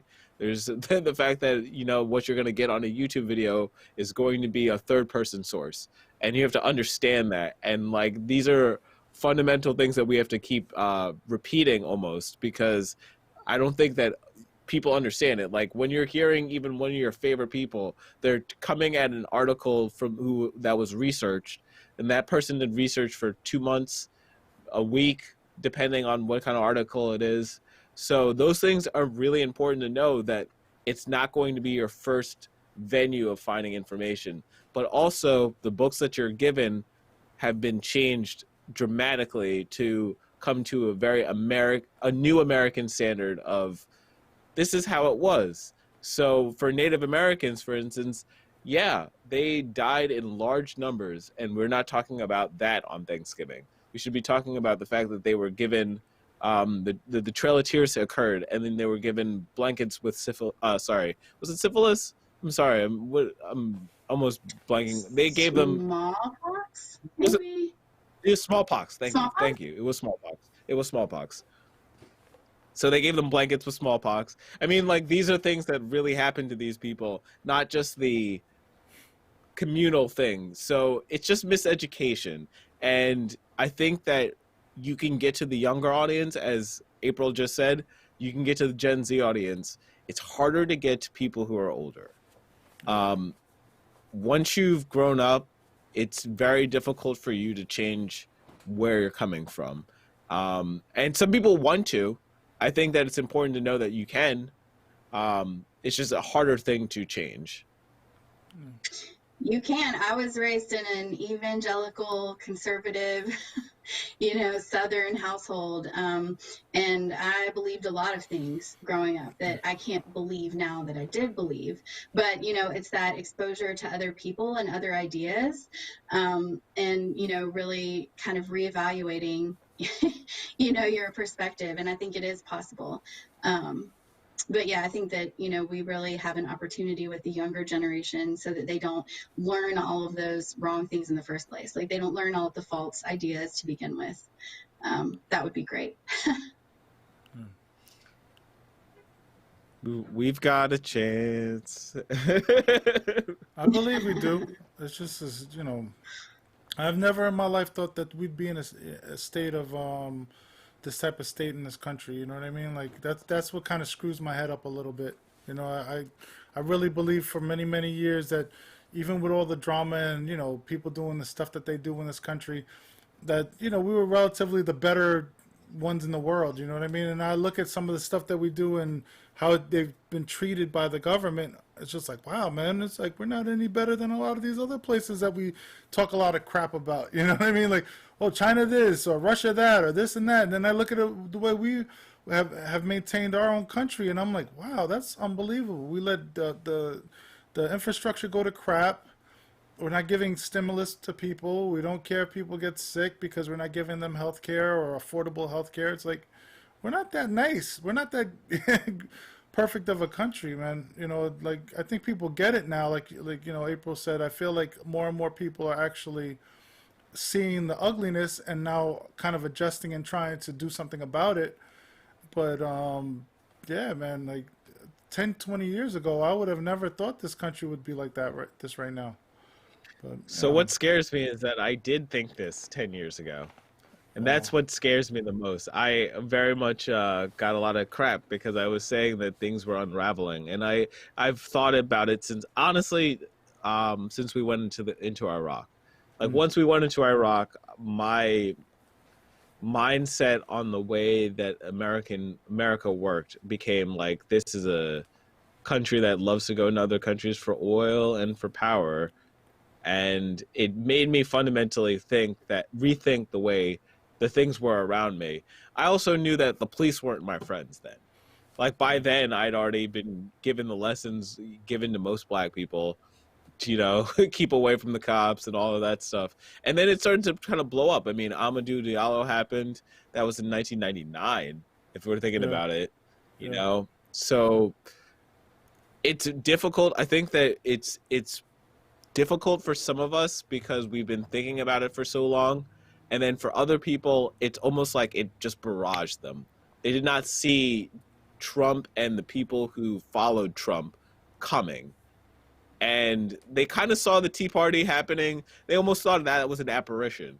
And that ended up being fundamentally no. They're people who want more of a right-leaning government no matter how it comes. I heard something about people of color tend to kind of grasp bad situations better than other races because of the fact that they've been crapped on for so long that it's become kind of a norm for them. They were also saying I don't know if it's true or not, but they were talking about it in a discussion I was listening to, saying the suicidal rate of people of color are less in a lot of cases than other races because of this. You know what I mean? Because of the fact that they're like, oh well, I gotta fight through it. Like they're thicker skinned in a sense, if that's the term. More resilient, maybe. Yeah, basically. So I don't know if that's accurate or not. I have to look at the studies and see if it's actually true. But in my lifetime, I've seen a lot less black people or people of color committing suicide than I do Caucasians or other things. So I mean, I don't know if that's true or not. Maybe it's just my experience, but it was an interesting thing that I heard, and I can kind of see it. It's like they kind of expect the worst. So they're just dealing with it, like, well, whatever, Trump is this, whatever, this, that, whatever, but if it's people like, for instance, myself, I'm mulatto, I'm half Sicilian, half West Indian, right? So I'm basically half black, half white, right? I grew up in Manhattan, and I was lucky enough to kind of be around a diverse culture where, whites, blacks, everybody were all together, and it wasn't a big deal until I came out to like certain areas of Jersey. I never really felt like a awkwardness around certain people. Or in Boston, when I went up to Boston, being followed in a store with $500 in my pocket, like they were thinking I was going to shoplift. I was out looking for souvenirs, and the guy following me around like I was going to steal something, even though I had $500 in my pocket. You know what I mean? And the shirts were like $10 each. You know what I mean? So it's like, I'm like, it's crazy, man. I don't know. I could see that though. I could definitely see like, when you're beaten enough. I don't want to say like that as an expression, but when you used to getting crapped on and mistreated or whatever it is, it becomes a norm. Like I've gotten recently more resilient because I feel like I kind of expect the worst with things in most cases now, so I just work through it. I don't want to just quit and give up. Like I said, we said plenty of times with the show where we're tired and we don't want to do certain things, but we get on the show and we do what we got to do. Why? Because there's a greater good behind it, and we feel like what's the sense of giving up? Some people like that I've associated with, like I don't want to say they're weak, but like the littlest thing and they give up and they don't want to deal with life, or they don't want to deal with work, or they don't want to do with this, and it just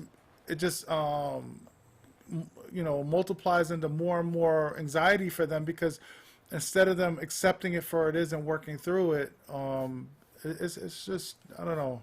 It's interesting. So I have to. So somebody in the chat decided that you're trying to attach that you have a chip on your shoulder due to your skin color, and the fact is that what he just described is what happens to a lot of people who quote unquote look off to a certain group of people. So what do you mean chip though? I mean, I don't understand what. Yeah, no. It's important to reference it because it's not that you're saying that you were even looked at. You were looked at wrong because you came off to them as somebody who shouldn't be in a place, and that shouldn't be how reality is in the United States. You haven't done anything wrong until you've done something wrong. Yep. You cannot. He's not saying that his skin color is the reason that there's resilience. What he was trying to say is that there's anecdotal evidence that people who are black have been black and Latino assign themselves to be more rugged. They tell themselves that they're more resilient. I don't actually agree with the fact that I actually think that the numbers show that black and Latino people have a suicide rate that is pretty close to the national average. Okay. But I don't have that information right in front of me, so I'm also not going to double down on that. I mean, like I said, I could be wrong. I just heard something about it. I'm just making it, but but I'm in my mind, I could see that. You know what I mean? I'm Yeah, not saying I'm. I don't know Yeah, the no, statistics. I don't think they don't understand too that we've been talking about COVID for an hour and 20 minutes. So we talked about the prisoners who, it doesn't matter if you're a white or a black prisoner. All of those things don't matter. We're telling you that we need criminal justice reform. We're talking about other things, and the fact that we need to talk about the issues in the community, in black communities, about. See, there we go. So there you go. I'm not even going to bother anymore. They put What? pandemic, so that just means that they believe that this. So that's where when you go to denial, and then I'm not going to go and have an honest Wow. conversation with you, because then that's what's very interesting. This is the ethos of some of this thing. If you believe that it's all fake, and the people that I know who have passed away or had COVID, then you've thrown out your argument for me. That's I fine. just You're wish allowed to that think some of whatever you these think. folks, I wish they could spend like a day, shadowing the people who are like in the ICU, caring for people on vents, or, even with me, like talking to people who have COVID-19. I promise you, these people are not making it up. Like, it's real, and it is really affecting folks, and it's just really devastating to me that we can't come together as a country. This could have been an opportunity for us to all really, find some semblance of solidarity and really care about each other. And instead it's just evolved into this, like, two sides. I look at it like, you know what? You want to feel the way you feel, fine. I'm not going to argue with you. Like when God forbid you have to suffer the things that other people have to suffer, you'll learn the hard way that way. You want to be stubborn and whatever else, you could keep your opinion to yourself, or you could, say whatever you want to say. That this is a free country. You could say whatever you want to say. But, it's a damn shame like that. Like you said, they should take the time to see what's happening. My mother has lost a lot of friends. Yeah, they're older, but it still hurts. Just because you want to make it seem like it's little to some people. These people could have lived Just because another people are 5 or 10 years, right? They might have lived 5 or 10 more years for all we know, but because they had a previous condition that now they caught COVID because people are out there acting like idiots, like going around spreading stuff and not caring about other people, that's selfishness and cool. Pandemic, dude. Like God forbid that's your mother. God forbid that's your aunt. God forbid that's your friend or somebody that got sick, and you lose them and you feel that pain that they could have lived. Maybe it's even a year. Maybe it's a couple of extra days or hours or whatever it is, but that's their life. They would have wanted to live. Like who. That's selfish, man. That's selfish. I hope one day that they learn that without having to suffer from that actually happening to them. It's crazy. These people are. Yeah, I just don't. I'm not even gonna bother at this point. It's just there's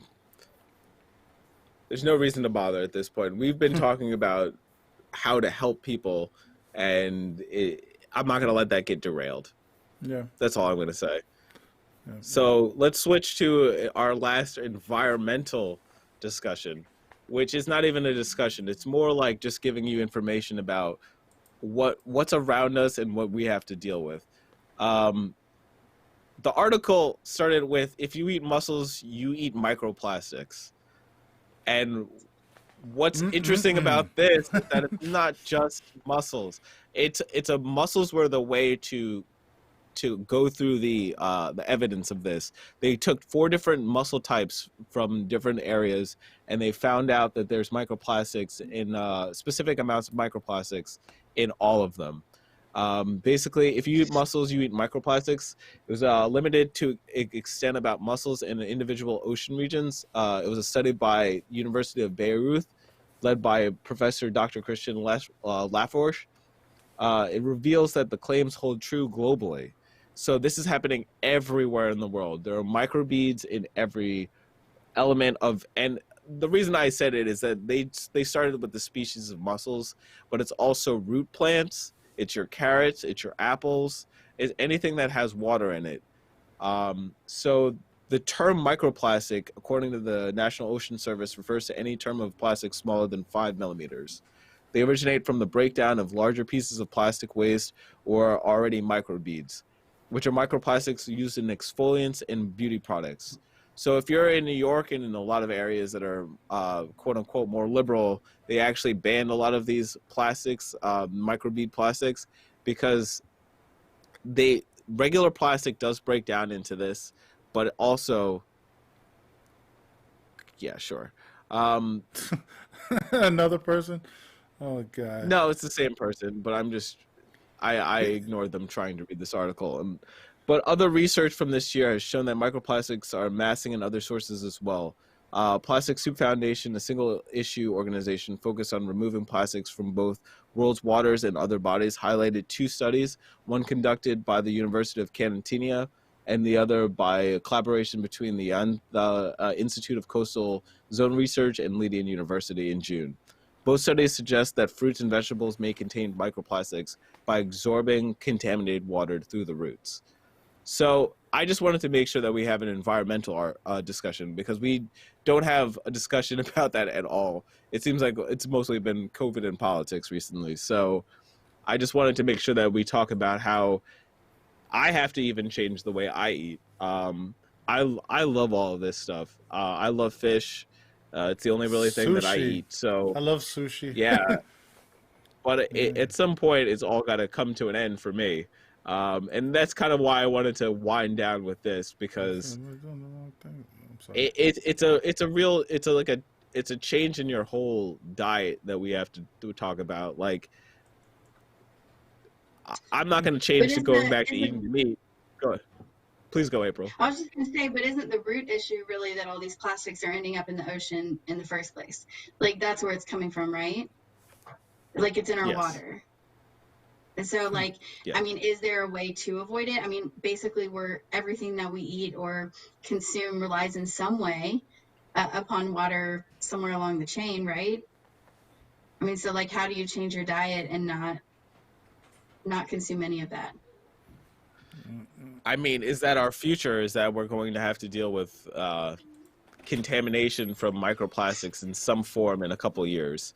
Like, when we start getting to a point where everybody's consuming it at such a rate that it actually has some negative. We don't know. We actually don't know how it affects us. Like, it's one of those things that I think time will only You want a tell. tablet? Correct? Sorry, I'm sorry, my son's asking Yeah, for some. for sure. I do know that having worked in pediatrics for years in a pediatric practice where we dealt a lot with kids who, eat things they're not supposed to, that you would be surprised at what the human body can ingest and, get rid of without any negative effects. But I don't know specifically about, especially if it's a large amount over time. If there's like this small amount of microplastics in everything you're eating, does it accumulate? Do we excrete it? I don't know. I'm not sure. Yeah, I'm sure it's not healthy. If they talk about like certain things that you like the water or whatever, how like the plastics leach into the water and it can get you sick, I would assume like absorbing too much plastic would make you sick, right? So, if it's not something meant to be eaten, I don't suggest eating it, right? That's the way I look at it. I mean, the major problem though is that it's going to be in our root vegetables. So it's going to be in your carrots. It's going to be in anything that, it's going to be in anything that comes up from the ground and is obtaining water and can leach, and leaches actual, because different plants do different things. Yep, yep. Yeah, it's pretty nasty, man. And it's like I blame a lot of that due to the lack of regulations that a lot of countries have or whatever. They don't regulate what they're doing with this stuff, especially now with Trump and everything. He regulated a lot of the stuff that's going on in this country. Hopefully they'll fix that. But yeah, man, I saw the other day a picture of a whole like canal filled with like bottles and plastic that they were like pulling stuff up. I think was it on our show when we were looking at it? There was something that maybe it wasn't. But I saw like it was literally a canal in another country, and it was filled with bottles and everything else, and people were removing it from there, and it just looked, I don't know. I don't know. It'd be nice with all the technology that we're creating that somebody would come up with a solution for all that stuff that could pull all that stuff out the ocean and actually manufacture something that's like that's not going to necessarily be thrown. I know they're making houses out of plastic and other stuff now. Like they're taking materials and compressing it into like bricks and stuff and creating. I don't know if they're low cost or whatever, but they're using it for other things. But even that, the process of the melting the plastic is a pollutant. You know what I mean? It creates fumes and other stuff. So yeah. Well, and just to circle back to COVID, just for fun, I will say I think one of the side effects of the pandemic has been that we have increased our use of disposable single-use plastics for gatherings, right? They're saying don't share utensils. In schools, they're saying kids shouldn't be sharing supplies. So I think we will find at some point too that the pandemic has had an impact on our consumption of plastic and disposable materials. I didn't even think of it that way, but you're 100% right? Like all the water bottles that we have here, like between that and the fact that Newark's water has been tainted for so long that people had to start drinking water bottles and all that other stuff. You think about that plus the pandemic plus just people not trusting things and they'd rather, I'll go grab a bottle of this instead of, getting some tap water or whatever it is. It's a lot. It's a lot, just the human race is wasteful. Look at like even in movies, the type of destruction that they do to vehicles and everything else. All that stuff's got to be disposed of, right? Like they blow up a car in a movie. There's plastics and metals and all that stuff. And like I think to myself, I'm like, wow, man, we really create like a huge carbon footprint in this world, man. Like the entertainment industry is a minefield of waste.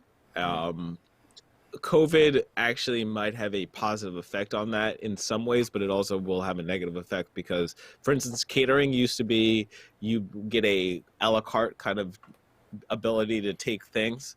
So there was a little bit less waste happening per person, but now everything has to be wrapped up and given to groups of people. So if you're on if you're on a larger set, that's a problem. If you go somewhere like what you just said, you have more utensils, you have all this other stuff that you just get now when you're getting takeout food. So yeah, believe me, we waste so much. There, like for me, one thing was water. Like, and I mean, they really like if you watch a film, if you see a really dark ground, that's because they watered the entire ground. Yep. And they do it over and over again. And believe me, that's so much water waste. For what purpose? Why do they do that? It saturates the colors. It saturates the colors. Like they do that with photography too.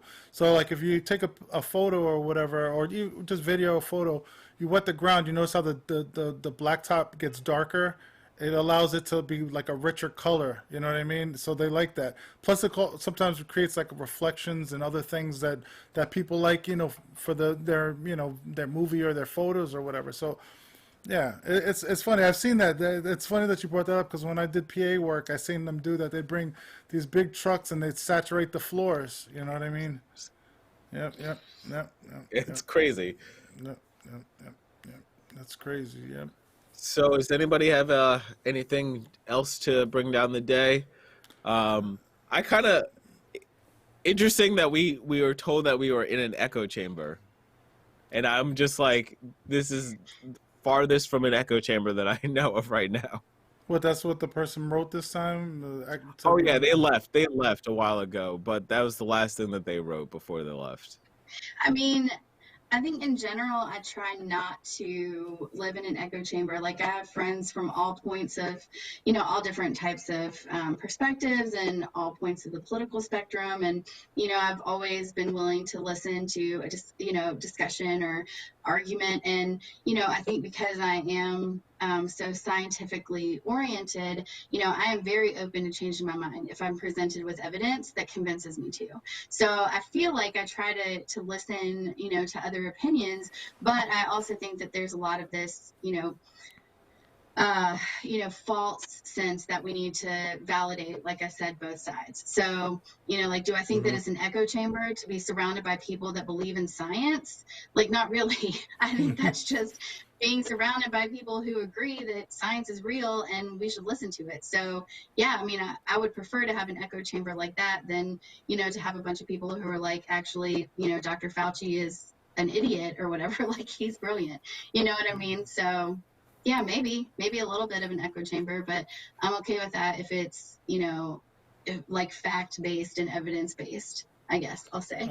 I can relate. I do, I did IT work and everything. So I think technicians, scientists, medical professionals, a lot of people that kind of use their brains to kind of diagnose things and fix things, kind of can see things for, okay, I can see why this could be right or this could be wrong. And then when somebody comes with another opinion, they can kind of say, okay, I could see that as well, and kind of change their thoughts here and there. They're very, how can I say, what's the word I'm looking for? We're pliable. Our brains are pliable. We're not pliable to the point where we'll turn into something stupid. It's more that we're trying to mold ourselves into something better and develop it into something better so we can see different ways of looking at things.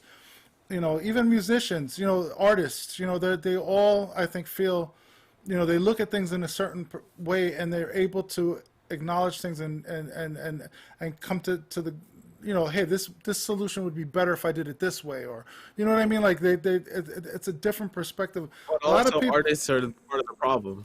Like artists themselves have such a abstract way of thinking that oftentimes they start to believe whatever their philosophy is the predominant is the truth. It's just I break it in within that because I know that it's a frame of mind that I have to break out of sometimes, is that there are a whole lot of different ways to look at things, but at the same time, the truth doesn't really have a bias.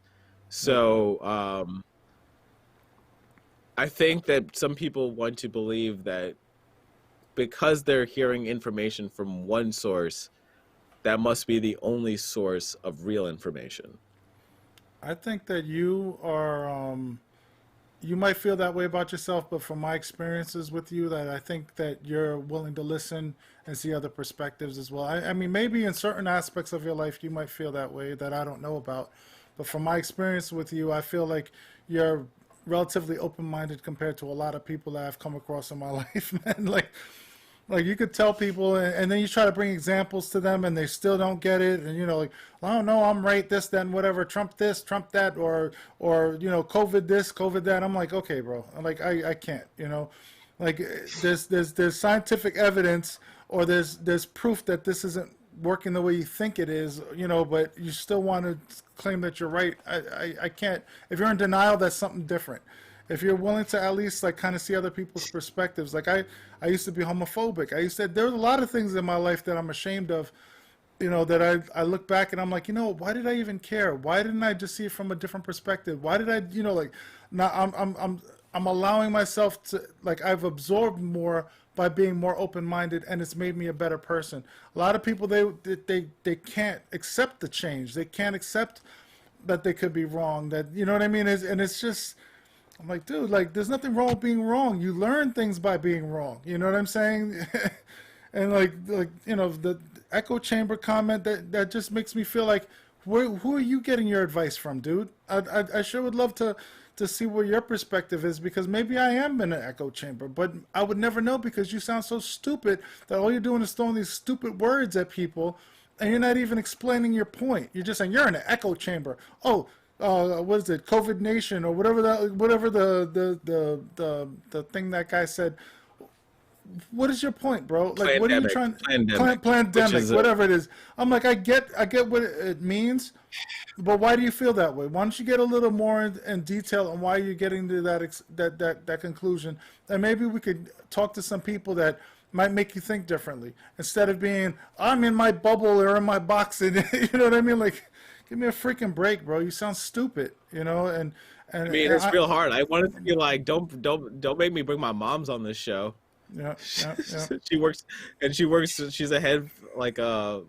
She's a head department manager at a hospital. So she would just go in on somebody if she had the presence of mind to do this. So, and these people would be saying, well, she's got a bias. That's their excuse. Instead of saying, like, oh, she's an educated person that's been in the environment that actually knows what's going on. Same thing with April. She's been in an environment that knows what's going on. They're gonna say, "Oh no, pandemic, whatever it is, this, that, and whatever." Shut up, man. Like, you're too afraid to even go check it out. Most of these people are sitting at home. He spent all that time doing that instead of. He might as well have went out and played video games or did something else with his time. It would have been more productive than just being on our show talking garbage. You know what I mean? And I don't know. I can't stand that. Like, I'd rather a productive person trying to be as intellectual as possible, even though they might be right or wrong, whatever their viewpoint is. I don't know if they're right or wrong, but at least try to be like use your brain a little bit, like turn it up a notch. Don't sit there and just be like, man, this, that, and whatever, pandemic, man. I'm like, shut up, man. It sounds stupid. It just sounds stupid. I know I sound stupid saying that too. I'll just say one more thing. Because my work actually bridges, healthcare and education, so I spend a lot of time in the education realm. And the name of the show, The Growth Mind State, is really interesting to me because there's a lot of talk in education about a fixed mindset versus a growth mindset, right? And the idea is that, if we can cultivate a growth mindset, then we can all be receptive to learning and, kind of forming new neural pathways and that kind of thing. So I feel like, the entire point of this venture is to explore ideas and, create opportunities for growth. So I feel like it's sort of, the antithesis of what you're going for here, to say that it's like an echo chamber where you're not trying to hear other opinions. You know what I mean? Yep. I want people to say something that ask a question. If you have a question that you want to know my perspective on, or say something that would actually excite the conversation into something bigger and better. You know what I mean? Like, make it, people just, I don't know, man. Like, let's just be ignorant, honestly, everybody. That's actually a good point. If we should put out more, like, if you have a question about something, or if you want to know more about us, that kind of thing. Just, you know what I'm saying? I guess we don't even talk. We don't tell people to subscribe. We should tell you to follow, all of that stuff. So There we go. you There got we us go. there. Subscribe. So we should subscribe. I'll put the little subscribe button there. Forgot to do that today. Okay. I mean, I just don't want to. I think that this show specifically, this specific episode, had a lot to do with just COVID, and we have to almost own up to that. Usually, we try to do a more disparate show where there's more topics to talk about, but we're really talking about how COVID is affecting us right now, and it's almost a weird wind down of this year, right? And it's hard because when we have people commenting that don't even want to acknowledge that it's real, or they want to, what they say it's a plan. And I just got to say, like, that's so conspiratorial around so many people. You really think that anybody wants that many people to pass away? It just doesn't make any sense. That's what we need to do, is to make sure that people have a question to ask us, or, like, you know what I'm saying? That's our future. Yeah. So that's how people are talking about population control and all other crap. What, somebody wrote something? Somebody's so the Dagda 91 says, I don't know, almost 2 years and later, and COVID is still going strong. He also they commented that 8 months ago they recovered and they're still smelling, probably, they said rotting flesh, but I assume that they're dealing with the PTSD of being in an ER or an OR when there was. Or actually, that could actually be a lingering neurological symptom, because there's a lot of focus on loss of taste and smell, but actually there's a lot of people that have reported changes to sense of taste or smell that can be kind of persistent. So it could actually be, sort of a long-term effect of COVID. But I'll just say this is probably the last thing I'll say, but, I promise that I would never choose to, be immersed in COVID the way that I am and be working the hours that I am and all that stuff. Like, this is not anybody's plan, but it is public health. And I feel like, it's my job to support public health and community health, even for the people who don't believe in what we're doing. So I'm going to continue doing that, and just hope that people will come on board and do the things that we need to stay safe. And if they're not willing to do that, that we get to a point where we don't need everybody to do that anymore, and we can get back to something a little more like normal. April. Yeah. Thank you, April. I guess it's a good way to wrap things up, right? I want to say thank you. Robert. I really want to say thank you, because what you're doing is super honorable, and we appreciate you being on the show and expressing, your viewpoints. That is very important, for the topics that we were talking about. And I'm just saying thank you personally. I'm sure Anthony, thanks you as well. But yeah, like what you just said was, super honorable.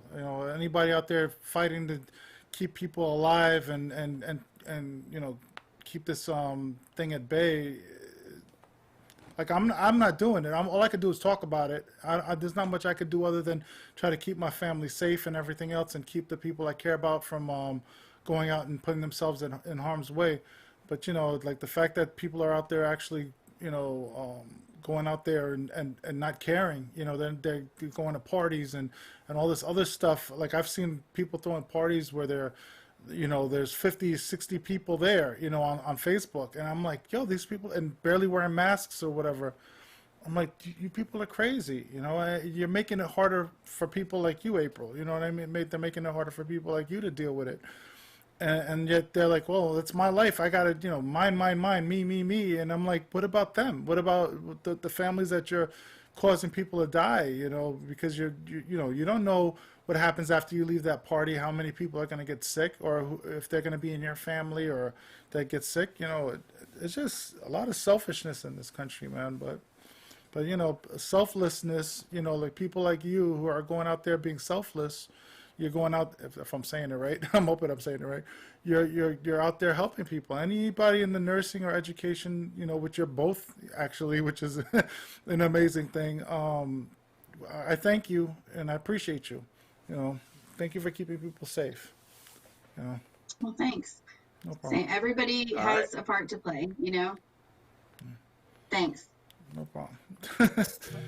Just want to say thank you, everybody, for joining us today. I know this was a very, I would say, heavy show. So thank you all for joining us, and I hope that you come back with us for Growth Mindset in the future. See you soon.